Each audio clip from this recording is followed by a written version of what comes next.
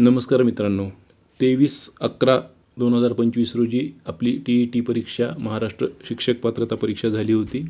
आज 19 तारखेला म्हणजे 19 डिसेंबर रोजी त्याची प्रोव्हिजनल आन्सर की किंवा अंतरिम किंवा ज्याला तात्पुरती उत्तरसूची म्हणतो आपण, ती आज त्यांनी प्रकाशित केलेली आहे. पेपर 1ची पण आहे, पेपर 2ची पण आहे. त्यांनी आपल्याला सांगितलेलं पण आहे की कोणत्याही प्रश्नाबाबत किंवा पर्यायी उत्तरांबाबत त्रुटी असेल आपल्याला वाटत किंवा आक्षेप असतील काही, तर 19 म्हणजे आजपासून 27 डिसेंबरपर्यंत आपल्याला पाठवता येईल. म्हणजे साधारणतः एक आठवडा आपल्याला मिळतो पाठवण्यासाठी. तर हे निवेदन कसं पाठवायचं आहे, तर आक्षेप किंवा प्रश्नात किंवा पर्यायात काही त्रुटी जर आपल्याला वाटत असेल, काही सदोष किंवा काही उणीव त्या ठिकाणी आपल्याला जाणवत असेल प्रश्नामध्ये, तर ते निवेदन आपल्याला पुराव्यासह, आता पुरावा म्हणजे काय, तर आपल्याला संदर्भ द्यावा लागेल, त्या ठिकाणी अधिकृत संदर्भ द्यावा लागेल. त्या ठिकाणी आपल्याला गुगल वगैरे वरून जरी माहिती मिळालेली असली तरी त्याचा पुरावा आपल्याला पुस्तकांमध्ये एखाद्या संदर्भ पुस्तकामध्ये द्यावा लागेल. तर संकेतस्थळावर परीक्षार्थीच्या म्हणजे उमेदवारांच्या लॉग इनमध्येच हा पर्याय उपलब्ध असणार आहे आणि त्या ठिकाणी आक्षेप नोंदणीची लिंक असेल तर त्याद्वारेच आपल्याला परिषदेकडे पाठवता येतील. आणि हे आक्षेप जे आहेत ना, तर ते लेखी पाठवून जमणार नाही किंवा ईमेलद्वारे पाठवले टपालाने किंवा समक्ष जरी नेऊन दिले तरी त्याचा विचार होणार नाही आहे. तर या लिंकद्वारे तुमच्या लॉग इनमध्ये जी लिंक आहे आक्षेप नोंदवण्याची, त्याद्वारेच तुम्हाला ते पाठवावे लागतील. तर त्याचा विचार होऊन मग उत्तरामध्ये किंवा पुढच्या उत्तर तालिकेमध्ये अंतिम उत्तरसूचीमध्ये बदल करण्यात येतील. तर ही ती प्रोसिजर आहे, प्रक्रिया आहे. आपण या उत्तर तालिकेसंबंधी एक संभाव्य उत्तर तालिका म्हणून पेपर 2चा समाजशास्त्र आणि विज्ञान गणिताचा करायला आपल्याला वेळ भेटला नाही, तर विज्ञानचे 30 प्रश्न आणि सामाजिक शास्त्रांचा पूर्ण व्हिडिओ केला होता. सामाजिक शास्त्र जे होते आपले सोशल सायन्स, त्याचा सेट आपला C होता. तर विज्ञानचा जो सेट आपण वापरलेला होता सायन्सचा, तर तो सेट B होता. त्यानुसार जर आपण विचार केला तर मराठीची जी काही आपले प्रश्न होते, 30 प्रश्न असतात, तर त्यापैकी 100% आपले बरोबर उत्तरं त्या ठिकाणी आलेले आहेत. इंग्रजीचे देखील उत्तर 100% बरोबर आलेले आहेत. सामाजिक शास्त्राच्या प्रश्नांबाबत 1-2 ठिकाणी मी व्हिडिओमध्ये सांगितलं होतं की मूलतः प्रश्नाचं उत्तर नेमकं काय अपेक्षित आहे ते उत्तर तालिका आल्याशिवाय आपल्या लक्षात येणार नाही. तर ते प्रश्न आपण पाहूयात आता. त्याचबरोबर विज्ञानच्या एका प्रश्नाचं उत्तर त्यांनी दिलेलं आहे. ते उत्तर एकदम चुकीचं जरी नसलं तर दुसरा एक पर्याय त्या ठिकाणी उत्तर होऊ शकतो. म्हणजे या प्रश्नाचे 2 उत्तरं त्यांना द्यावे लागतील किंवा आपण ते पुराव्यासह पाहूया आणि तुम्ही ते नक्की कळवा. मी या ठिकाणी तुम्हाला तेही सांगेल. त्याचबरोबर मात्र बालमानसशास्त्राच्या बाबतीत जर विचार केला तर त्या ठिकाणी मात्र 5-7 प्रश्नांच्या बाबतीत आपल्याला काही शंका दिसून येतात.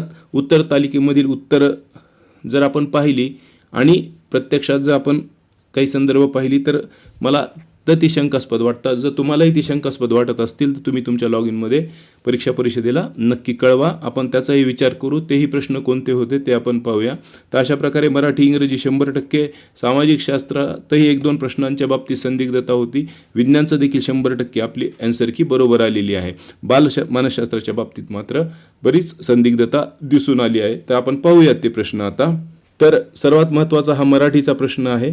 तर या प्रश्नाच्या बाबतीत आपल्या चॅनलवर कमेंट सेक्शनमध्ये बरीच चर्चा झाली होती. त्यासाठी आपण एक शंका निरसन करणारा मोठा व्हिडिओ देखील केला होता. तर या ठिकाणी पुढीलपैकी वचन नियमाच्या दृष्टीने गटात न बसणारा शब्द आपण उत्तर फुले दिलं होतं. आता या ठिकाणी लाल चौकोन जो आहे ते उत्तर सूचीतलं उत्तर आहे आणि हा पिवळ्या कलरनी जे हायलाईट केलेलं आहे ते आपण आपल्या उत्तर तालिकेमध्ये जो व्हिडिओ केला होता त्यामधील उत्तर आहे, हे लक्षात घ्या. तर लाल चौकोनाचं उत्तर हे आता उत्तर सूचीनुसार उत्तर आहे. तर आपण फुलेच सांगितलं होतं आणि आताही उत्तर सूचीतही फुलेच हेच उत्तर आलेलं आहे. या ठिकाणी एक सिंपल गोष्ट होती की वचन नियमाच्या दृष्टीने विचारलं होतं, वचन प्रकाराच्या वगैरे नव्हतं विचारलं. त्याचा डिटेल व्हिडिओ चॅनलवर आहे, तुम्ही ते पाहून घ्या. आता हे सर्व प्रश्न सेट C मधील आहेत समाजशास्त्राच्या, ते लक्षात घ्या. तर या ठिकाणी उत्तर आपण 4 दिलेलं होतं, त्यांनी 3 दिलेलं आहे. प्रश्न तुम्ही पाहून घ्या आणि जर तुम्हाला जर वाटत असेल की या प्रश्नामध्ये संदिग्धता आहे किंवा उत्तरात संदिग्धता आहे तर तुम्ही संदर्भानुसार ते नक्की परीक्षा परिषदेला कळवू शकता.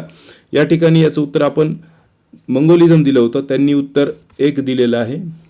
67व्या प्रश्नाच्या बाबतीत देखील आपलं 4 उत्तर होतं, त्यांचं उत्तर 1 आहे. आणि ह्या 68व्या प्रश्नाच्या बाबतीत आपण सान्निध्याचा नियम म्हणलो होतं, त्यांनी सादृश्यतेचा नियम असं म्हटलेलं आहे.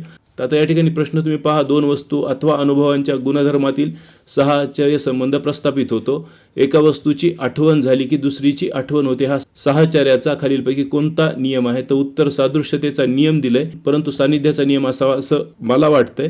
ठीक आहे, आता या ठिकाणी अनुभवाचा आणि सादृश्यतेचा काय संबंध असू शकतो? तुमच्याजवळ जर या संदर्भात काही अधिक स्पष्टीकरण असेल तर तुम्ही नक्की त्यांना कळवा. त्यानंतर हा एक प्रश्न आहे ज्याचं उत्तर आपण समीपता दिलेलं आहे. प्रश्न असा होता की अवबोध ही गुंतागुंतीची प्रक्रिया आहे. प्रक्रिया घडत असताना संवेदनाचे गट काही तत्वानुसार पडतात. पुढील उदाहरणामध्ये कोणत्या तत्वाचा वापर करता येईल? तर आकाशातील नक्षत्रांचा अभ्यास करताना सप्तर्षी, मृगशीर्ष इत्यादी तारका समूहाचे निरीक्षण केले जाते. तर या ठिकाणी समावेश असं उत्तर त्यांनी दिले. आपण समीपता म्हटलं, परंतु ठीक आहे, हे उत्तर तुम्हाला अधिक स्पष्टता असेल तर तुम्ही त्यांना कळवा. त्यानंतर हे काही प्रश्न आहेत. आता या ठिकाणी पहा, खाली दिलेल्या विधानामध्ये कोणते विधान शैशवावस्थेतील वैशिष्ट्य दर्शवत नाही म्हटलंय. आपण उत्तर दिलेलं आहे, या अवस्थेत सांघिक खेळातूनच सामाजिक वर्तन प्रकाराचा पाया घातला जातो. आणि त्यांनी जे उत्तर दिलेलं आहे ते आहे पर्याय क्रमांक 3, हे त्यांचं उत्तर आहे, उत्तर सूचीमधलं की मधलं. तर या ठिकाणी तुम्ही पहा की शैशव अवस्थेतील वैशिष्ट्य दर्शवत नाही म्हटलंय. या अवस्थेत सांघिक खेळातूनच सामाजिक वर्तन प्रकाराचा पाया घातला जातो. हे शैशव अवस्थेतील वैशिष्ट्य कसं असेल? असणारच नाही असं मला वाटतंय. आणि या ठिकाणी त्यांनी दिलं की या अवस्थेत कोणत्याही सहज प्रवृत्तींचा उदय होत नाही, परंतु हा पर्याय काही तितकासा योग्य वाटत नाही. तरी तुम्ही यावर विचार करा. त्यानंतर पुढचा प्रश्न आहे, मॅकडुवेल या मानसशास्त्रज्ञांनी केलेल्या सहज प्रवृत्तींच्या वर्गीकरणामध्ये आत्मनिष्ठ या घटकामध्ये खालीलपैकी कोणत्या प्रवृत्तीचा समावेश होतो? आपण उत्तर दिलेलं आहे आत्मप्रतिष्ठा, त्यांनी उत्तर दिलेलं आहे कुतूहल म्हणून. त्यानंतर पुढचा एक प्रश्न आहे, शिक्षण म्हणजे प्राण्यांचे कोणत्याही प्रकारे विकास घडवून आणणारी व त्याचे अनुभव आणि परिस्थिती यांचे स्वरूप पूर्वीपेक्षा निराळी करणारी क्रिया होय. शिक्षणाची अशी व्याख्या खालीलपैकी कोणत्या मानसशास्त्रज्ञाने केली आहे? तर याचं उत्तर त्यांनी दिलेलं आहे 2 वुडवर्थ म्हणून, आणि आपण मर्फी म्हटलंय. तुम्ही खात्री करून घ्या एकदा. त्यानंतर पुढचा प्रश्न, या ठिकाणी आपल्याच एका विद्यार्थी मैत्रिणीने सांगितलं होतं त्याचं उत्तर, की हा प्रश्न वाचताना आपण पहिला महासंगणक असा विचार करून त्या ठिकाणी एडिटिंग करताना पहिला पार्ट कट झाला होता. तर इंडियन स्टॅटिस्टिकल इन्स्टिट्यूट हे त्यांनी दिलेलं उत्तर आहे आणि हेच उत्तर बरोबर देखील आहे. आणि किंवा महासंगणकाच्या बाबतीमध्ये आपण सीडॅक म्हटलो होतो, परंतु एडिटिंगमध्ये ती गोष्ट राहून गेली. त्यानंतर पुढचा प्रश्न या ठिकाणी जो दिलेला आहे, तर हे उत्तर त्यांनी दिलेलं बरोबर आहे. आपलं उत्तर या ठिकाणी PPT तयार करताना ते चुकलं होतं इसवी सन मागे पुढे झाल्यामुळे.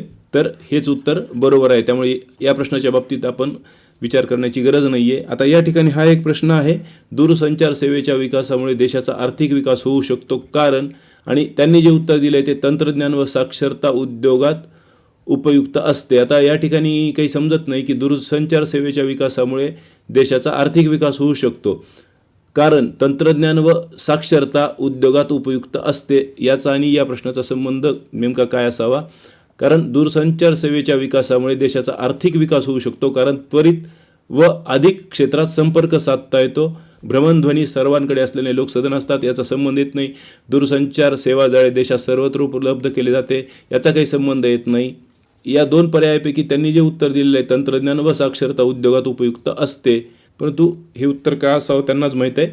मात्र एक सर्वसाधारण सहज विचार केला तर दूरसंचार सेवेचा जो विकास झाला तर मुळात त्याचा हेतूच संपर्क साधण्यासाठी असतो आणि त्वरित व अधिक क्षेत्रात संपर्क साधून देशाच्या आर्थिक विकासात ही गोष्ट पूरक ठरू शकते असं आपल्याला वाटते, परंतु त्यांनी ते उत्तर दिलेलं आहे. तुमच्याजवळ जर अधिकृत काही उत्तर असेल तर तुम्ही ते त्यांना नक्की कळवा. या प्रश्नाचं एक व्हॅलिड स्पष्टीकरण मी तुम्हाला टेलिग्राम चॅनलवर देतो, त्या ठिकाणी देखील तुम्हाला जर ते योग्य वाटलं तर तुम्ही त्यांना कळवा. पुढचा प्रश्न, या ठिकाणी मी व्हिडिओ करताना सांगितलं होतं की फक्त वाळवंट आहे म्हणून दिलं होतं, कारण गोबीचं वाळवंट शीत वाळवंट आहे. सुदान हा काही वाळवंटी प्रदेश नाही आहे, परंतु त्यांनी आता उत्तर या ठिकाणी पर्याय क्रमांक 3 दिले. आपल्या एका मित्रांनी सांगितलं होतं आपल्याला चॅनलवर. या ठिकाणी नागपूर हा पर्याय असल्यामुळे हे प्रादेशिक विभाग होत नव्हते आणि हे तिबेट, पश्चिम घाट हे देखील विसंगत आहे. तर समान वैशिष्ट्यांच्या बाबतीत आपण थोडा अधिक विचार करतो. या ठिकाणी फक्त ही सर्व शहरे आहेत इतकंच एक लॉजिक त्या ठिकाणी होतं. त्यामुळे या प्रश्नाचं त्यांनी दिलेलं पुणे, म्युनिच, न्यूयॉर्क, शांघाय उत्तर बरोबर वाटतं, परंतु कुणाला जर अजून काही शंका असली तर मग त्यांना कळवा, परंतु मला वाटतं की हे उत्तर बरोबर आहे. त्यानंतर आता महत्त्वाचा आहे की विज्ञानमधील हा प्रश्न आहे, सेट B आहे हा विज्ञानचा 130व्या क्रमांकाचा प्रश्न. स्टेनलेस स्टीलमध्ये या धातूंचे संमिश्र आहेत म्हणून. आपण जे उत्तर दिलं आहे ते पर्याय क्रमांक 2 दिलेलं होतं उत्तर तालिकेमध्ये, फेरस, कार्बन, निकेल आणि क्रोमियम म्हणून.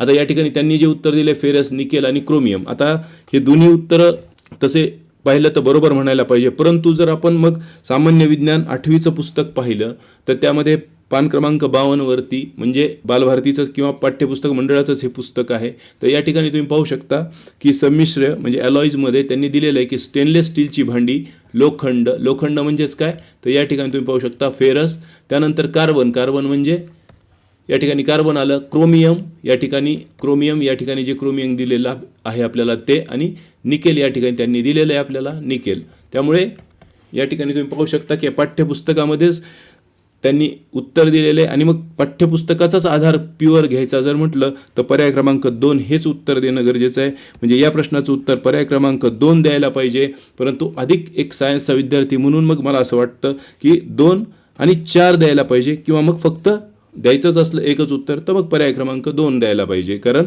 त्यांच्याच संदर्भामध्ये ते उत्तर दिलेलं आहे. त्यानंतर हा एक प्रश्न आहे, मराठी माध्यमाची जी उत्तर तालिका आहे त्यामध्ये या प्रश्नाचं उत्तर दिलेलं नाही आहे. 148 क्रमांकाचा आणि गणितातला 118 क्रमांकाचा प्रश्न बहुतेक मिसिंग आहे. आता पुन्हा रिअपलोड केलं तर मला माहीत नाही आहे, परंतु या प्रश्नाचं उत्तर आपण पर्याय क्रमांक 2 असं दिलेलं आहे, आणि हे उत्तर बरोबर आहे. उत्तर तालिकेमध्ये देखील हेच उत्तर दिलेलं आहे, परंतु मराठी माध्यमाच्या उत्तर तालिकेत नाही आहे, तर इंग्रजी माध्यमाच्या उत्तर तालिकेमध्ये तुम्हाला या प्रश्नाचं उत्तर मिळून जाईल. तर या ठिकाणी हे आपण दिलेलं स्पष्टीकरण होतं त्यावेळेस. तर मित्रांनो, मराठी इंग्रजीच्या बाबतीत 100%, त्यानंतर सामाजिक शास्त्राच्या बाबतीतही बऱ्यापैकी आपले उत्तर आलेली आहेत, आणि विज्ञानच्या बाबतीतही 100% आलेली आहेत. फक्त बालमानसशास्त्राच्या बाबतीमध्ये मात्र आपल्याला बरीचशी संदिग्धता जाणवते. तरी बघू आपण अंतिम उत्तर तालिकेमध्ये ते नेमके काय उत्तरं देतात ते, त्यानंतर आपण पुन्हा एकदा या विषयावरती बोलूया. महत्त्वाचं आहे की TET परीक्षा वर्षातून 2दा होणार आहे, ही बातमी तुमच्यापर्यंत पोहोचली असेलच. चॅनलवरती तुम्ही जर सतत सक्रिय राहणार असाल तर आपण नक्की व्हिडिओ करूया. त्याचबरोबर महत्त्वाची एक गोष्ट आहे की स्मॉलेस्ट जनरल नॉलेजची जी आता 48वी आवृत्ती येईल ती सामाजिक शास्त्रासाठी अतिशय महत्त्वाची आहे. त्याचबरोबर विज्ञान घटकाचं एक प्रकरण त्यामध्ये करू, त्यातूनही 100% तुम्हाला 8 ते 10 प्रश्न तरी त्यातून तुम्हाला पुढच्या TETमध्ये नक्की मिळते. सामाजिक शास्त्रासाठी तर हे स्मॉलेज जनरल नॉलेज पुस्तक एकदम अल्टिमेट पुस्तक असणार आहे. तर त्याचं काम चालू असल्यामुळे सध्या आपल्या चॅनलवर व्हिडिओ नाही आहेत. तर लवकरच भेटूया नव्या कोर्ससह TETच्या, आणि पुढची TET देखील जूनच्या आसपास होईलच, त्यामुळे तुम्ही तयारी करत राहा. तुमच्या काही शंका असतील, सूचना असतील आणि काही तुम्हाला विचारायचं असेल तर कमेंटमध्ये नक्की विचारा. धन्यवाद.